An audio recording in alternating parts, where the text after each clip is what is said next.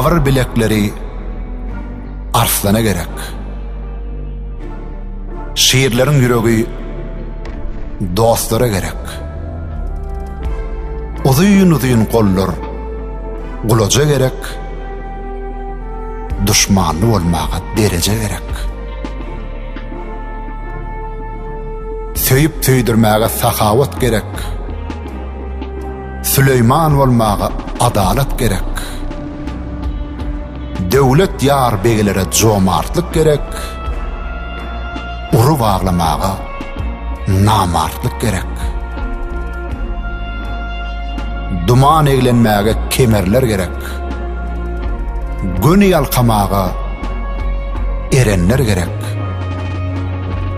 Ömrün kıyın gününde ayarın gerek.